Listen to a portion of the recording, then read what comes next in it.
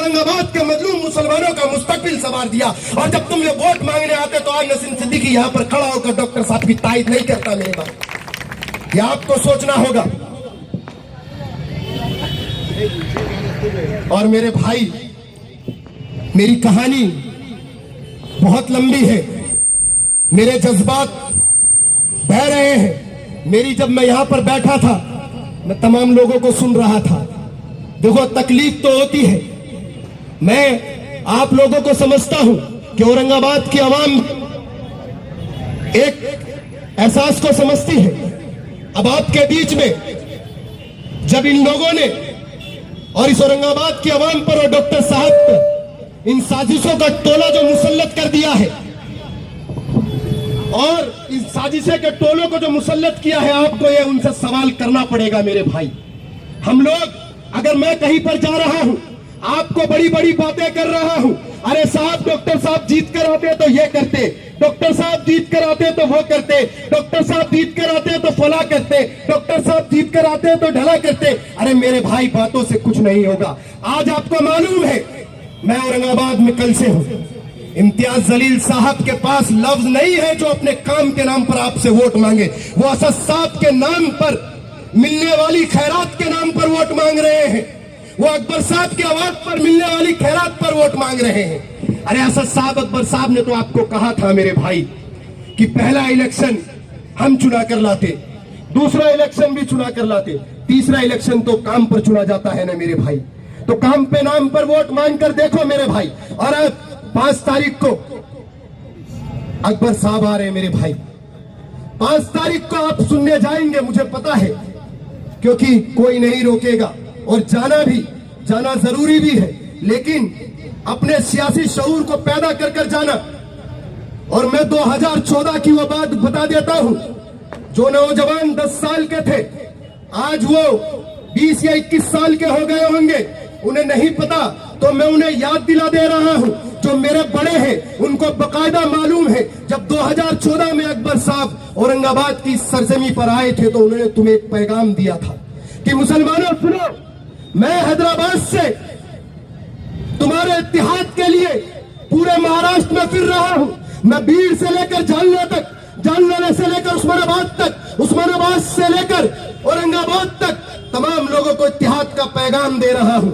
और मैं तुम्हें बता रहा हूं कि आज मुसलमान के हालात, उन्होंने कुंडू कमीशन का भी हवाला दिया, उन्होंने महमूदुर रहमान कमेटी का भी हवाला दिया, उन्होंने सच्चर कमेटी का भी हवाला दिया, उन्होंने गोपाल कमीशन कमेटी का भी हवाला दिया। और उन्होंने तुम्हें बताया कि मुसलमान आज दलितों से भी बदतर जिंदगी जी रहा है।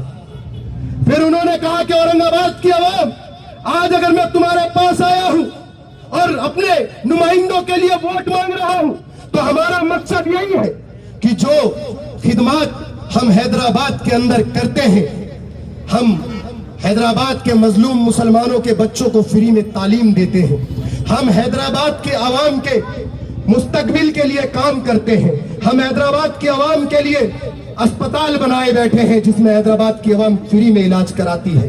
ये तमाम वादे आपने किए और आपने कहा कि जब कोई हमारा नुमाइंदा चुनकर आएगा तो इस कामों को करेगा। तो आपको अकबर साहब से सवाल करना है कि साहब इम्तियाज जलील को चुनकर दिया था सेंट्रल की आवाम ने, बताओ सेंट्रल की आवाम के लिए क्या हुआ? क्या किसी मजलूम मुसलमान बच्चों के लिए कोई स्कूल बने?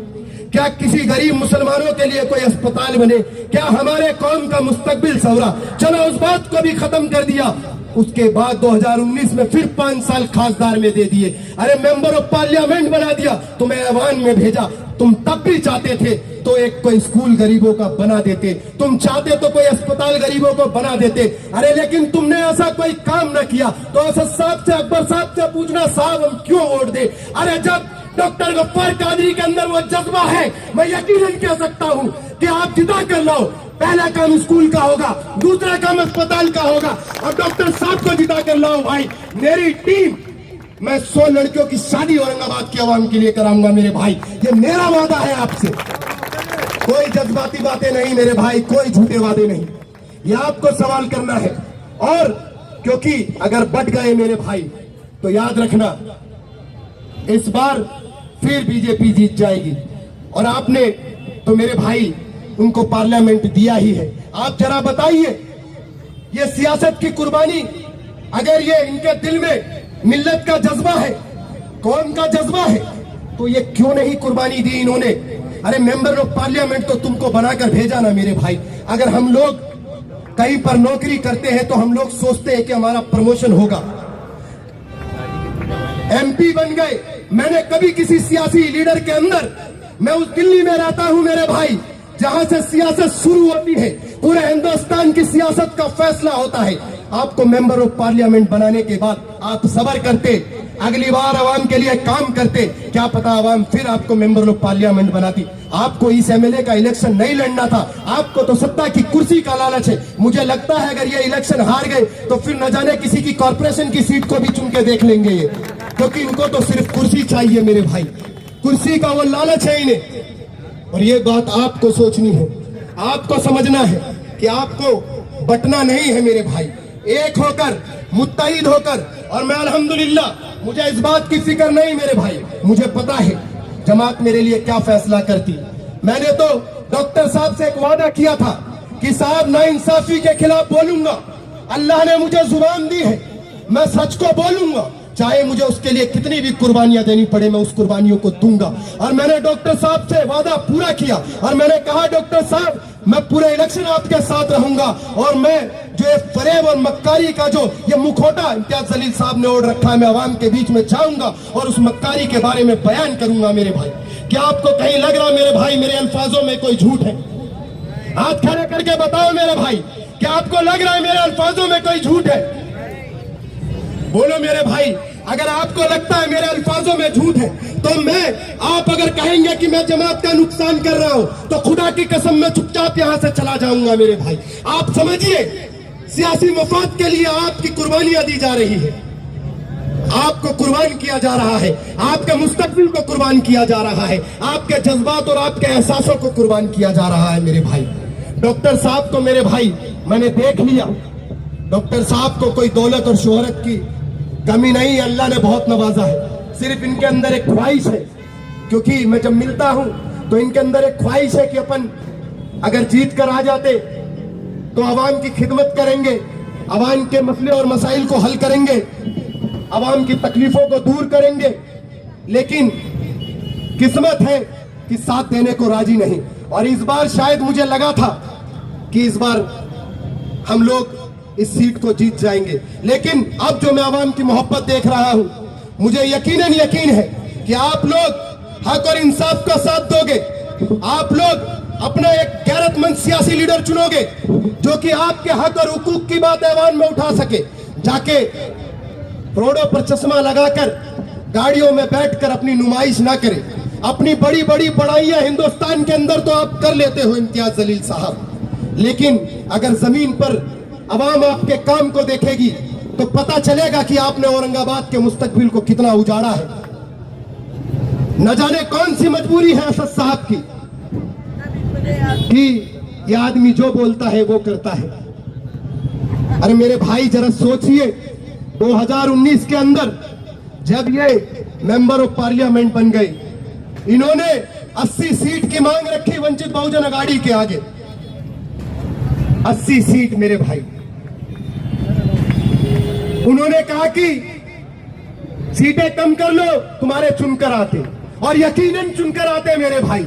डॉक्टर साहब ने जो कहा, यकीनन हमारे 10 से 12 एमएलए चुनकर आते, लेकिन इन्होंने उस मुआहिदे को तोड़ दिया और 51 सीटों पर मजलिस के नुमाइंदे उतारे।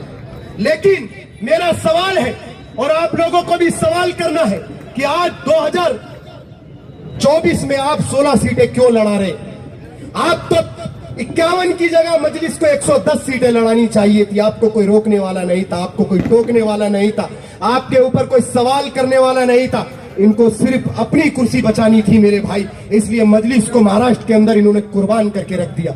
इन्होंने मजलिस के उन मजलूम मुसलमानों ने जो हरा झंडा लेकर निकले तो इस बार सोच के निकले थे कि हम बीजेपी को बताएंगे, हम मजलिस का झंडा बुलंद करेंगे, वो तमाम लोग आज खामोश बैठे हैं। इन्होंने 16 सीट पर मजलिस को रोककर कि 16 सीट पर मजलिस रुकेगी तो मेरी सीट को फायदा होगा, और अपनी सीट को बचाने के लिए तमाम लोगों की कुर्बानियां दे दी, और डॉक्टर साहब की कुर्बानियां तो इन्होंने ले ही ली मेरे भाई।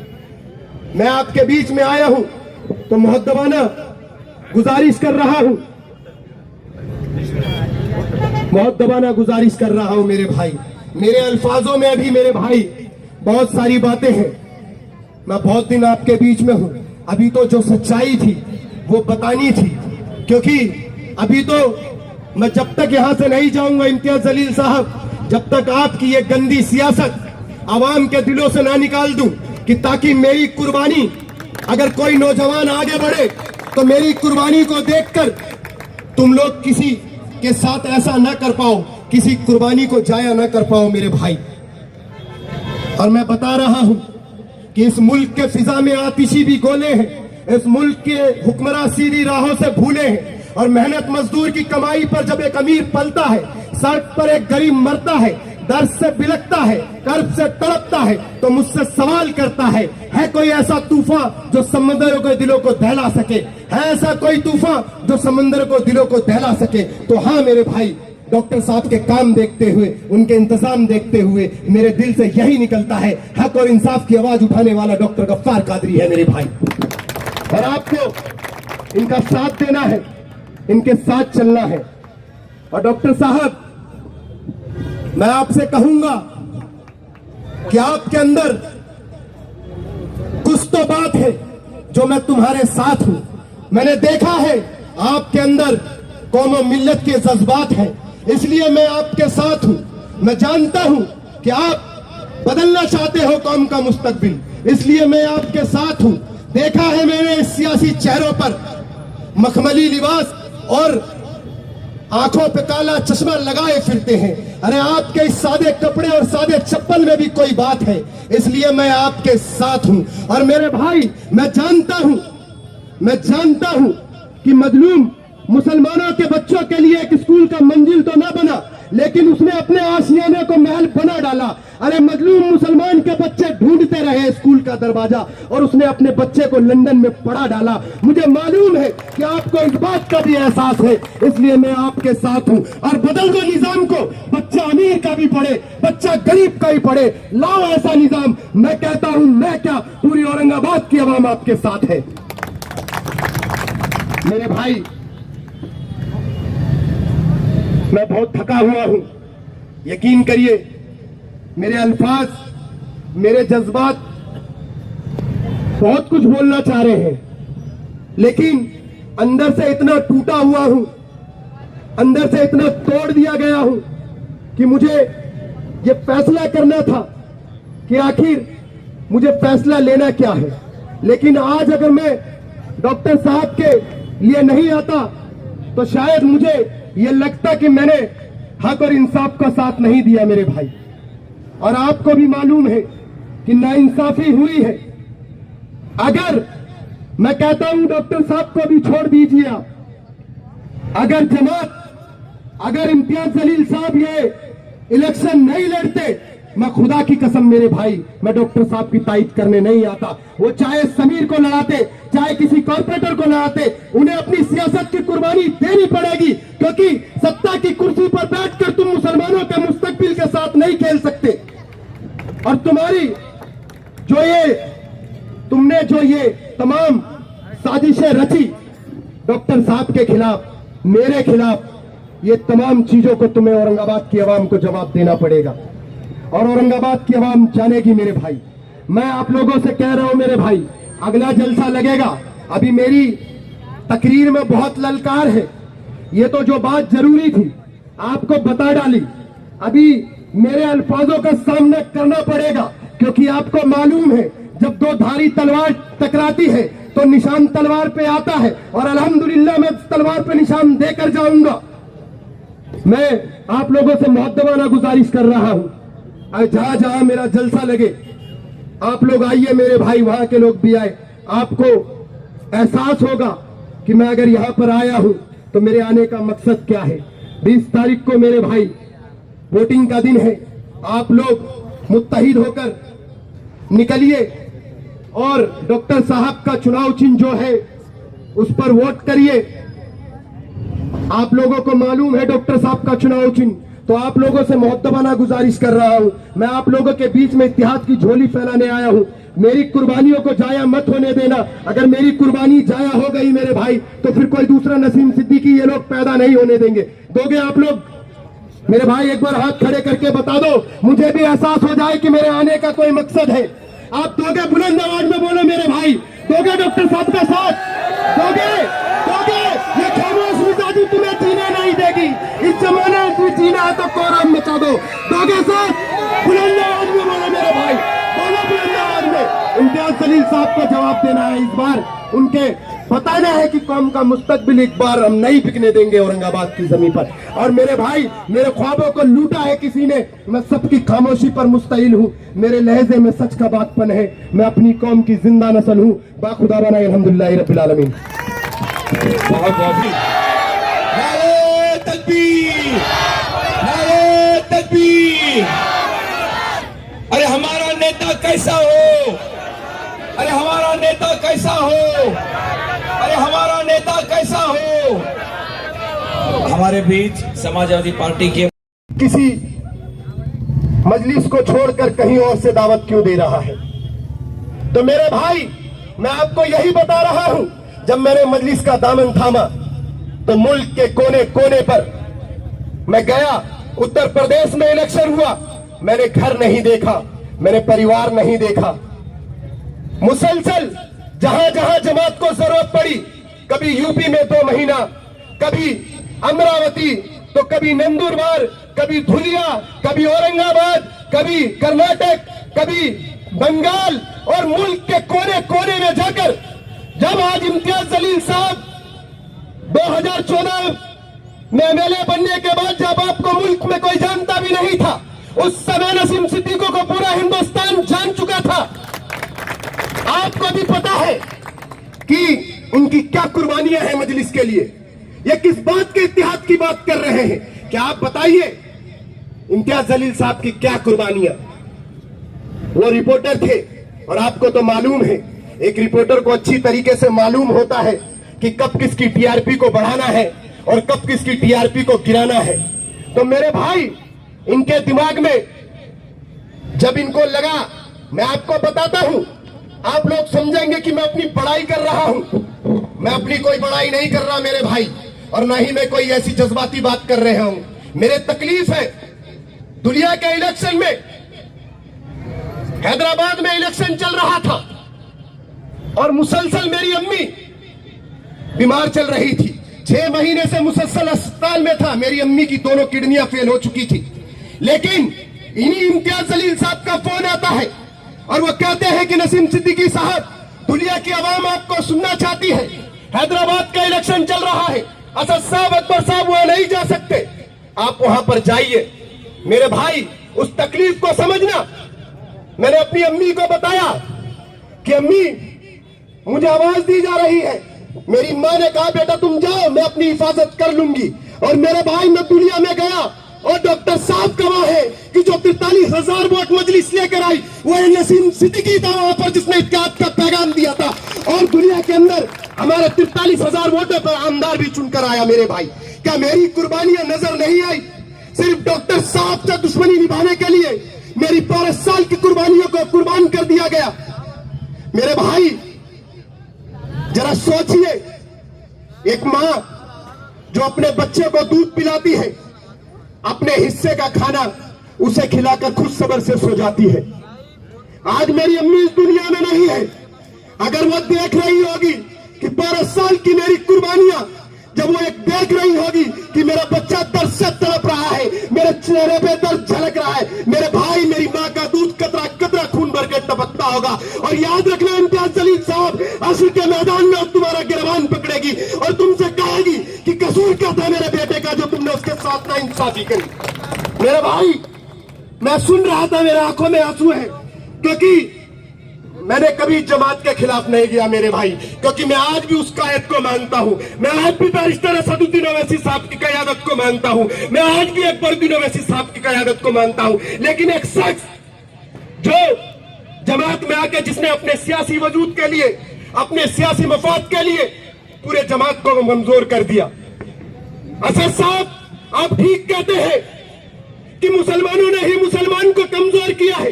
अरे आप ठीक कहते हैं कि टीपू सुल्तान को शहीद करवाने वाले मुसलमान थे। अरे आप ठीक कहते हैं कि सिराजुद्दौला को धोखा देने वाले मुसलमान थे। अरे आप ठीक कहते हैं कि इमाम हुसैन को शहीद करने वाले करबला में मुसलमान थे। अरे आप ठीक कहते हैं कि इमाम हुसैन का पानी रोकने वाले मुसलमान थे। लेकिन सदर साहब, आपने जमात के अंदर ऐसा मुनाफिकीन कैसे नहीं देखा जिसने महाराष्ट्र में, पूरे हिंदुस्तान में, दिल्ली में मजलिस को कमजोर कर दिया। और उस मुनाफिकीन का नाम इम्तियाज जलील है मेरे भाई। डॉक्टर साहब चुनकर आते, उनको मालूम था मेरे भाई, ये कहते कि 10 साल हमने डॉक्टर साहब को मौका दिया, 2014 में मौका दिया, 2019 में मौका दिया।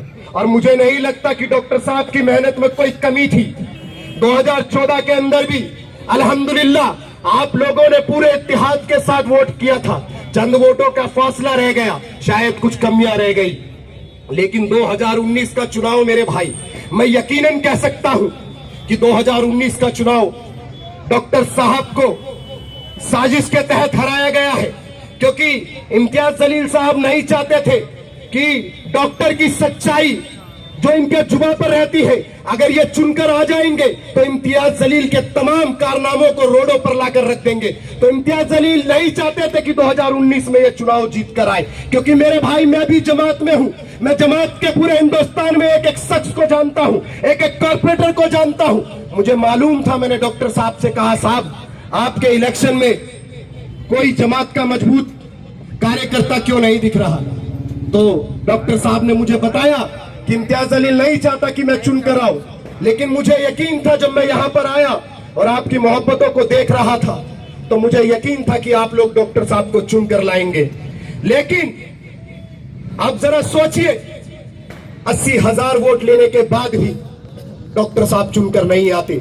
क्योंकि जो मदद इनको करनी चाहिए थी, वो वोटों को ये तकसीम कर देते हैं और डॉक्टर साहब रह जाते हैं।